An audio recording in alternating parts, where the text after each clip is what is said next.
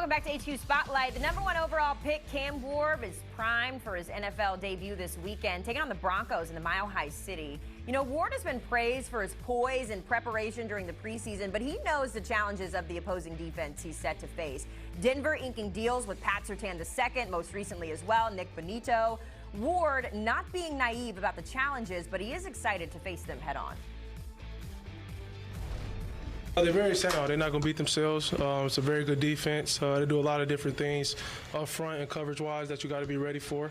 But at the end of the day, we got to, make plays in the run game. I got to put the ball in the players, in my playmakers' hands. Let those guys make plays for us.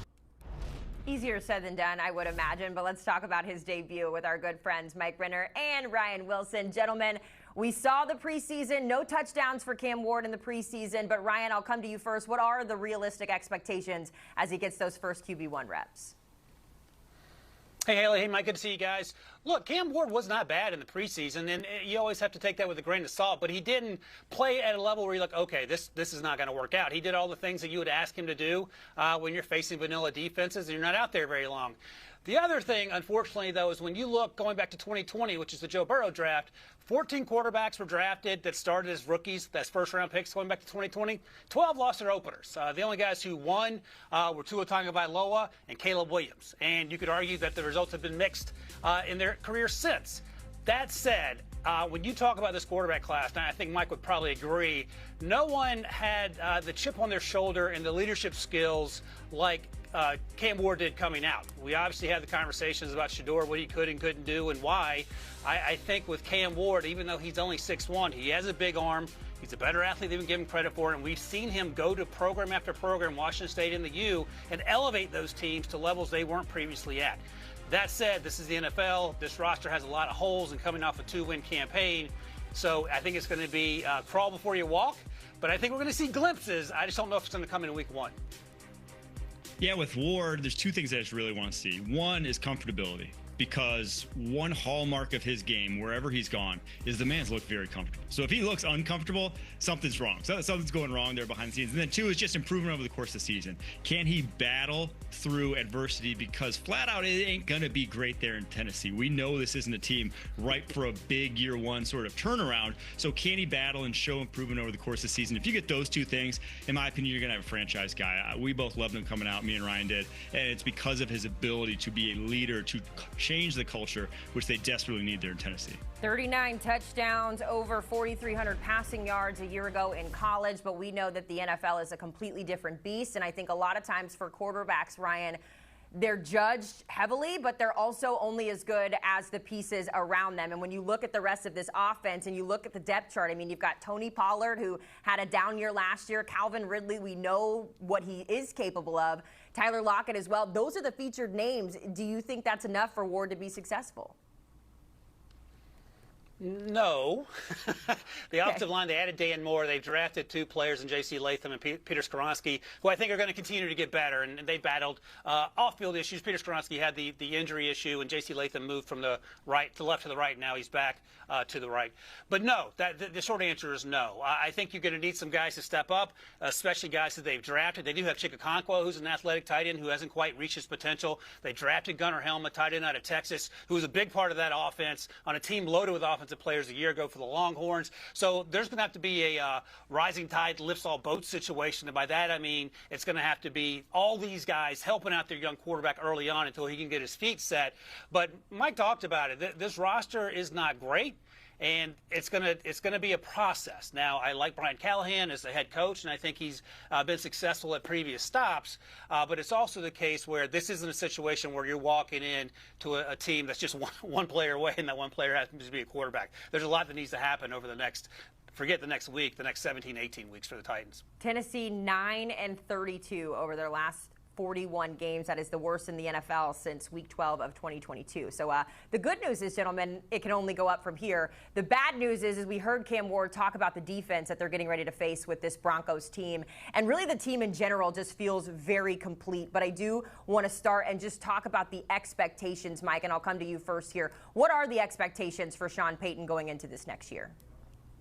Man, for me at least, they're sky high. I have them winning the West. I think this team is built to unseat the Chiefs in that division. Maybe not necessarily win a championship just yet, but I wouldn't put it out of the realm of possibility because this was the best pass defense in the NFL a season ago. They added 2 new starters to that secondary, a new starter at linebacker.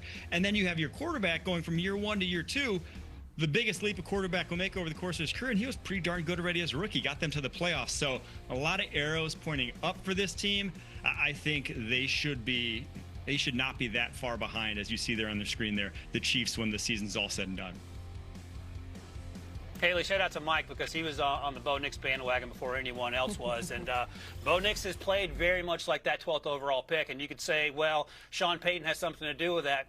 Bo Nix has something to do with that as well. And the other thing I'll say about this Broncos team, 18 months ago, there were fewer teams with more questions than the Denver Broncos. Fast forward to where we are today, there are very few teams that have as few holes as the Denver Broncos. They have George Payton, the GM, and Sean Payton have done a fantastic job of restocking this roster quickly, doing it while still having to pay Russ Wilson after they moved on from him. And to Mike's point, they are going to challenge the Chiefs, and they're going to challenge them in a very serious way.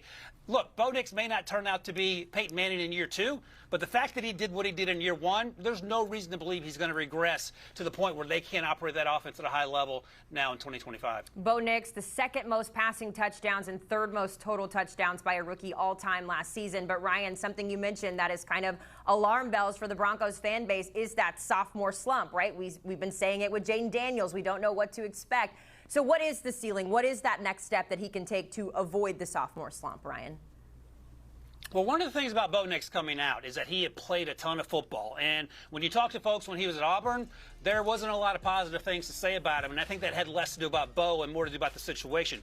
Once he got to Oregon, everything changed. And in addition to not only the way he led that team, but the way he played and the manner in which he carried himself and how he ended up being that 12th overall pick. Look, we saw last year on the sidelines, he was happy and certainly willing to give Sean Payton more than an earful if they were in disagreement about something. And I appreciate that sort of edge in your leader, in your young quarterback. And he may be a little bit older as a quarterback coming out. That's what you want. Just like Jaden Daniels that you see there on that list. As I just mentioned, I don't envision a situation, if everyone stays healthy, where Bo Nix regresses because we know who Bo Nix is. This isn't an Anthony Richardson, we have no idea how this is going to work out situation. Bo Nix is as relatively steady as they come when you talk about young quarterbacks. So I think the arrow's pointing up, and I would be hard-pressed to believe a story where this team isn't one of the best teams in the AFC.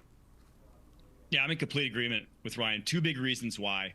One, he has more weapons this year. They may not be a drastic improvement, but he has more. Guys like Evan Ingram, guys like R.J. Harvey. There's more at his disposal, Pat Bryant's a 3rd rounder, than there was a year ago. And 2, if there's one thing we know about Bo Nix, he has improved every single year of his career. Even the 3 years at Auburn and then the 2 years at Oregon, every single year there is incremental improvement in some way, shape, or form. That's how he ended up being a 1st rounder after being this guy that people laughed out of Auburn. And that's why I don't think he's going to regress from year 1 to year 2. He just works too hard at his craft.